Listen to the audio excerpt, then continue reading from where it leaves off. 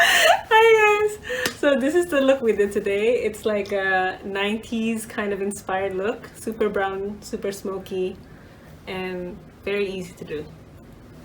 Stay tuned! Starting off with skincare, I like to use a moisturizing toner with a cotton pad and then trap the moisture with an occlusive cream, like the Cicapair cream from Dr. JART. Aside from trapping moisture, this also helps prime the skin for makeup. Similar creams I like to use are the Embryolisse Cream Concentrate and the L'Oreal UV Perfect Matte Sunscreen for if you're going out.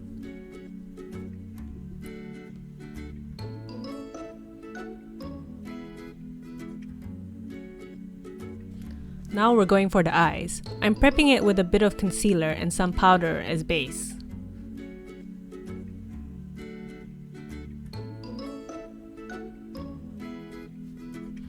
We're using a classic today, the original LORACT Pro Palette. You can tell that it's well loved and dirty. We start off with top, all over the lid and blend it just beyond the crease, using a fluffy crease brush. Be gentle and just take your time. You'll get there.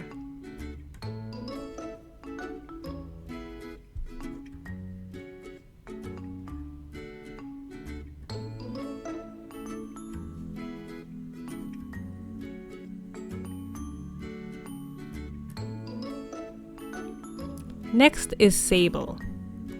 We'll use her to start shaping the shape to be more winged out.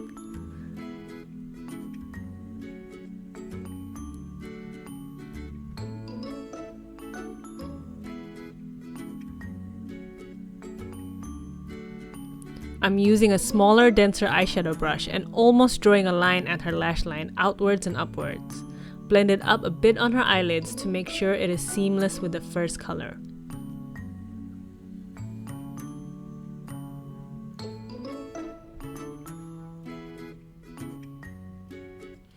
Things are getting dark now. We're using espresso to really define this winged out smoky shape.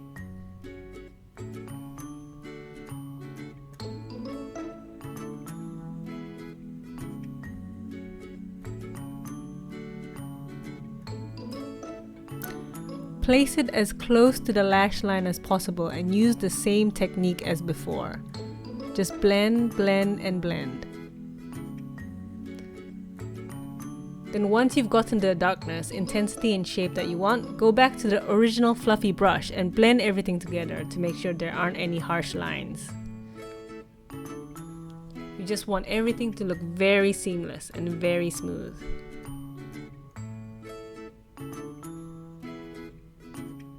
A smoky eye isn't a smoky eye without some black smudgy eyeliner.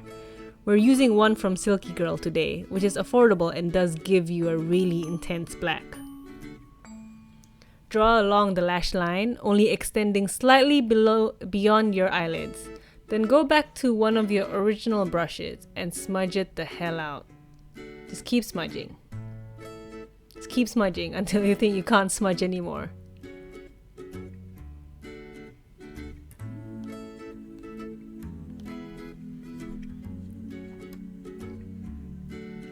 Now here's my trick to getting that real sharp shape and the reason why we did eyes before the face. Use a cotton bud / Q-tip and clean it up with your toner. Now go back to blend. Blending is key. Blending is life.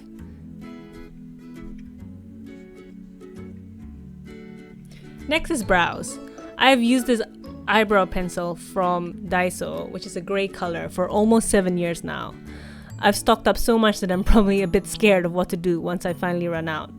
So my sister here has really sparse brows and I feel like this gray gives her brows a fuller look without being too obviously drawn in. If you think you've drawn it in too harshly, just take a moment to breathe and brush things out with a spoolie. It's all cool.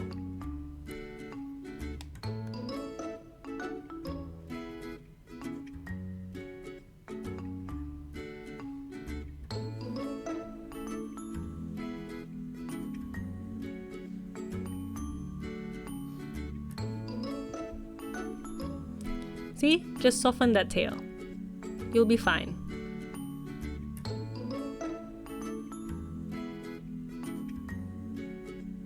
We'll use a brow gel to keep it in place. While I'm using one from ESQA, which is a local brand, I absolutely hate the brush. It's too thin and there's always too much product in it because the formula itself is so liquidy. So we're using the brush from the Glossier Boy Brow, which I think has an okay formula, but a great brush.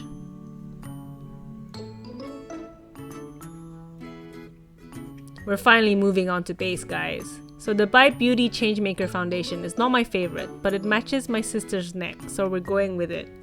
I'm also mixing in a bit of the foundation with the concealer to lighten it up for her under eyes and for any places I want to highlight. I've started using a smaller, fluffier brush for foundation, a la Katie Jane Hughes. I feel like it does give you a more precise blend, especially on other people. One thing to note, especially if you're doing this to other people, use the lightest touch. Don't press too hard because you don't want to like traumatize the skin.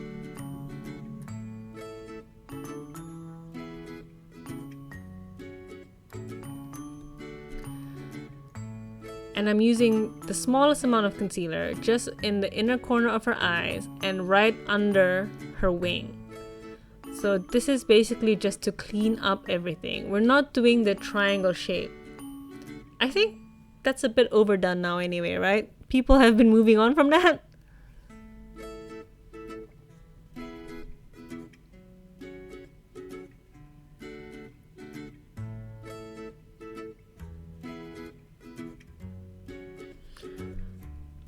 Next is warm contour, so we're using the Cover FX contour kit in medium. I'm using the darkest shade and we'll be drawing on the contour in the classic positions. Here I regret not having a hairband for my sister because her hair keeps getting in the way.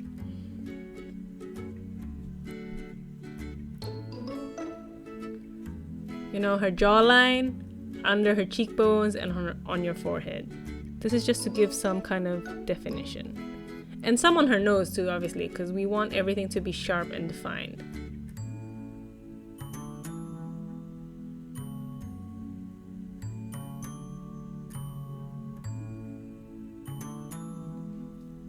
A good trick is to use the same foundation or concealer brush to blend out the contour. It'll help make things more seamless, even if it starts off a bit scary. Take your time to really blend everything out so it looks good in real life too, not just photos.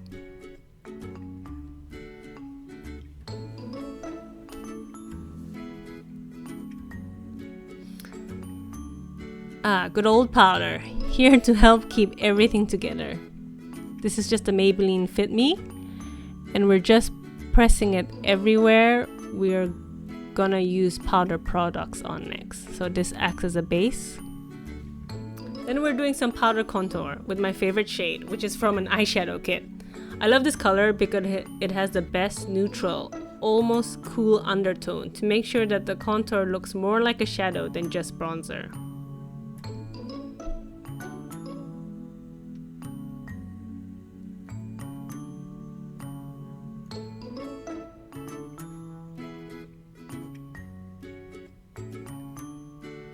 I love this on the nose, especially since it gives you the most seamless contour, especially when worn on its own without like a cream contour base. Make sure you blend everything out so there's no defined lines. This is my favorite blush. It's the Burt's Bees Toasted Cinnamon. I don't know what I'd do without it. This is basically the perfect nude blush for those who hate wearing blush but need a little life back in the face. So I like using this with this Sephora brush because it diffuses the blush perfectly. I think this was inspired by Mariah Leonard, if I'm not mistaken, using a more tapered, fluffy brush.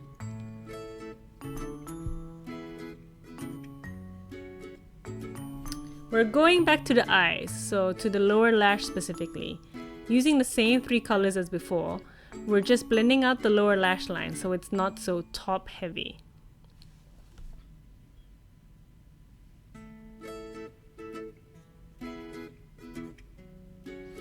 A good trick is just making sure you start from the lightest to the darkest eyeshadow shade. And then if you think it's not dark enough, or if it's too dark, then you can go back and blend it out with the first lightest shade.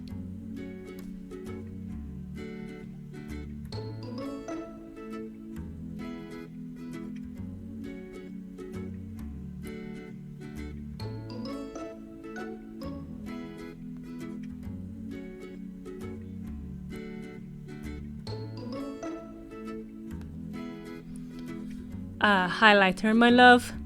Capri from Nars is a good highlighter for those who want that glass skin look but want to use a powder highlight, whether that's because you're like oily or you just like a more controlled highlighter. So it's almost undetectable on the skin.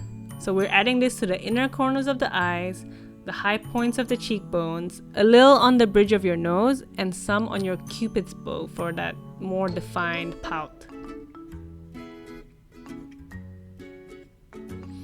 See how there's no real defined color in Capri.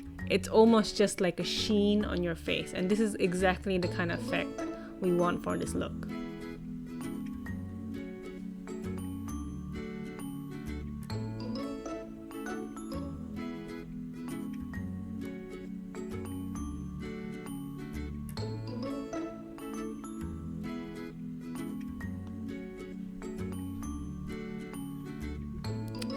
This is my favorite mascara so far. It's a really wet formula, but it does wonders for both volume and length.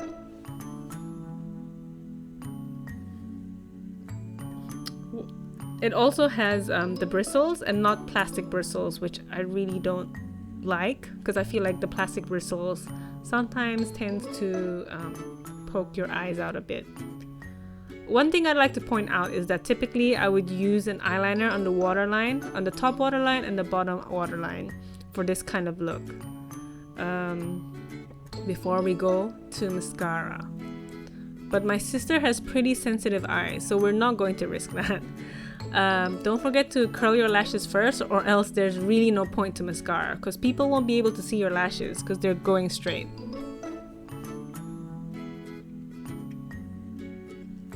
If you're doing mascara on other people, a good trick is to ask them to look downwards while you put mascara on them. And then once you're done coating the lashes with mascara when they're looking downwards, you make them look straight and then you just finish off the mascara a bit.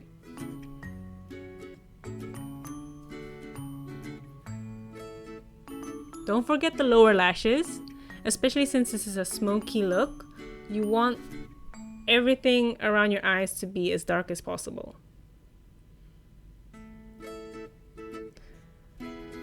This is a really good setting spray for girls or guys on a budget. So this is a local brand called Pixy.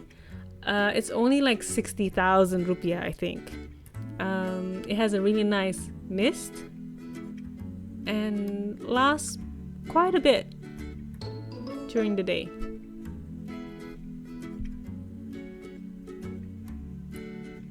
We're repowdering again. I want to keep the center of her face semi-matte while everything else looks more natural.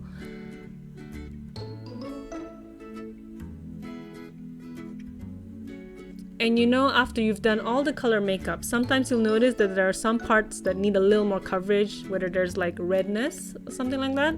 So there's no harm in getting out your foundation brush and just using more foundation on. The last part is the lip. This is currently a favorite lip look, and we're using a really dark brown liner. This brown liner is actually pretty cool toned, which is why I enjoy it for really dark, sultry looks like this. This is from Berry M, and it's in the color chocolate.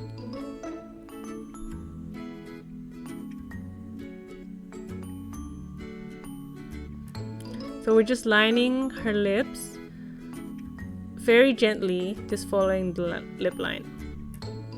And lastly, we use a pale nude.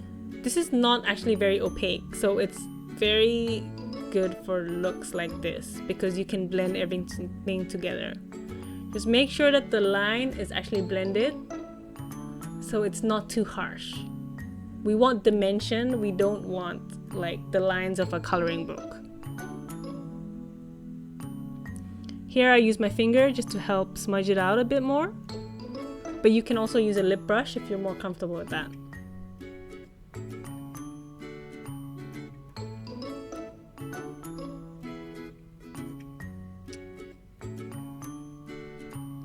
Here I'm going in with a bit of concealer again. You know, sometimes you make mistakes and that's fine. Just go back in with the concealer that's the exact same color as your foundation and just blend it out with a really small, precise brush.